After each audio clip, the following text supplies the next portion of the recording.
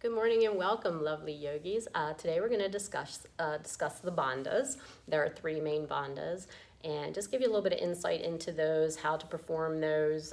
Particularly in a Bikram class, we don't have a lot of opportunity to discuss bandhas during the class with the dialogue and everything, but they are engaged throughout any yoga practice, but some yogas are more conducive to discussion and practice than other yogas, so I thought I would take the opportunity today to discuss our bandhas. I'm going to give a shout out to three yogis who I'm going to use some of their verbiage in, who I've known some for 20 years, some less. But that would be Tammy Tallarico. She was my first yogi, person I started to learn yoga from, who teaches Iyengar here at the studio. Nicole Montanarelli, who I met in one of Tammy's classes about 20 years ago as well, who is an amazing yogi who has her own yoga studio out in Felton, I believe, Pennsylvania. And Megan Grandinetti, who I met 4 years ago and was very graced to have come into my life and teach her at the studio as well. And if you've taken any of Megan's Ashtanga classes, she's all about the bandhas, right? So in discussing those today, I'm also going to use the Light on Yoga book by BKS Iyengar to use some verbiage of his as well to explain the bandhas and a little bit about the energy movement that's created by those. So there are three bandhas, and I've written them out here. And I'm going to bring them a little bit closer, and hopefully you can read my handwriting. If you want to take a moment to write those down and maybe do any further investigation of these on your own if you'd like.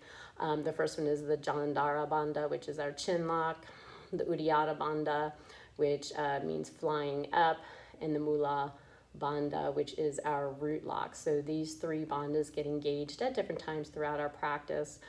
More often than not, the Uddiyana Bandha and the Mula Bandha are engaged really throughout your practice, a little bit more than Jalandhara, depending on what it is that you're practicing in which pose. So I'm going to begin by reading, again, in BKS Iyengar's words, what bandhas are. Bandha means bondage, joining together, fettering, or catching hold of. It is also a posture in which certain organs or parts of the body are contracted and controlled. So we use this contraction and this control to either stay grounded or lifted or energized throughout our practice. So all of these bandhas help with our breath and are done pretty much in between the deep inhalation and that deep exhalation. So not on the full exhalation or the full inhalation as you're beginning to breathe in, but it's in those spaces in between. Jalandhara Bandha, we'll begin with that one. In Jalandhara, the neck and throat are contracted and the chin is made to rest on the chest in the notch between the collarbones and at the top of the breastbone. So it's a chin lock where we're deeply tucking our chin, resting the chin right in that notch right there. So again, you can practice this just simply seated and allowing the sit bones to be grounded long in the spine. And bringing the chin toward the chest, shoulders are back and down. The back of the throat is closed.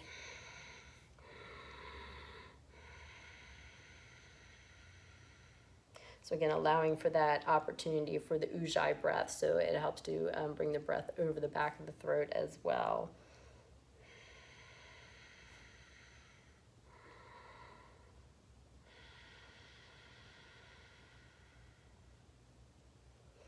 So often in a Bikram class where it's tuck the chin, there's a lot of tucking of the chin and rounding in a Bikram class. So you're actually engaging that bandha, that throat lock and that chin lock by bringing the chin and strongly pressing it into the upper part of the neck. So it's not just like a relaxation of the chin, it's a drawing the chin toward the chest where you're feeling the elongation in the back of the neck as well. And again, allowing that breath to come over the back of the throat.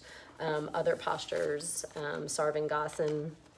So I'll show you a picture of Iyengar in Sarvangasana, or shoulder stand. Again, you can see that deep tucking of the chin toward the breastbone there and allowing the breath to come over the back of the throat. So it, again, helps with that ujjayi breath.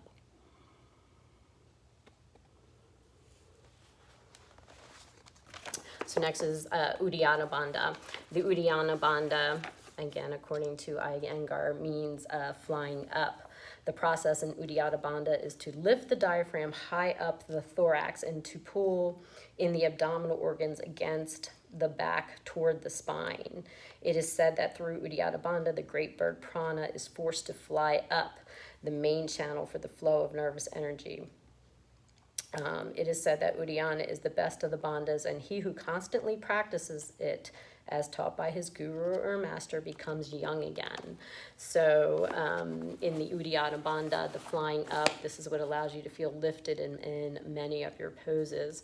So if I just let my belly relax, and then I begin to pull in and up, right? So it's an inward upward action here that by pulling in the belly toward the back of the spine, then up through the diaphragm. So it gives you that lift in many of your poses, which allows you to, again, create that energy of being lifted throughout your practice. So that's that inward upward action there. Right, so that's the Uddiyana Bandha. So you can practice just drawing the belly back toward the spine, then up toward the diaphragm. So I don't know how easy that is to see, but start practicing just by pulling the belly back toward the spine and then up as you can up into where the diaphragm is. It's kind of hard to do in isolation. And the final bandha is your Mula Bandha, which is that root bandha. Mula means root, source, origin, or cause, basis, or foundation. By contracting this region, the flow of energy unites with that Uddiyana Bandha. So it's kind of in using it together. So this is where I'm going to draw in some of the sayings of those three wonderful yogi teachers, Tammy, Nicole, and Megan. So I'm just going to angle this down just a little bit. So if you want to practice in a simple seated position, again, I'm just going to move this over a little bit. Feel your sit bones grounded. So you can take your hands and help to roll the inner part of the thigh back toward the wall behind you, so to speak. Help to roll the inner part of the thigh down. Then you can feel the sit bones grounded. All right, so that's a Tammy Tallarico thing. So feeling your sit bones grounded that way. And if you bring the hand beneath where your belly button is, and above where your pubic bone is, and you allow yourself to cough, you can feel this action of drawing in on that lower part of the abdomen. Megan Grandinetti often says, as if you're stopping the flow of urine, or female, if you've done a Kegel exercise, so drawing upward. So there's that action there of either drawing in and up like through a cough or stopping the flow of urine. And my final and most favorite one is by Nicole Montanarelli, who says, pretend you have a straw down there and you're deeply sucking something up through that straw. So it's getting that really deep action there of coming in and up. So as you engage the lower abs, that inward upward action starts to engage that Uddiyana Bandha as well. So they work in conjunction often here. So if you can imagine yourself in that relaxed position and then engaging the base, the perineum, and drawing up through there like you're sucking something through a straw all the way up the spine through that diaphragm, right? So on your inhalations, like getting that deep rooted action all the way up.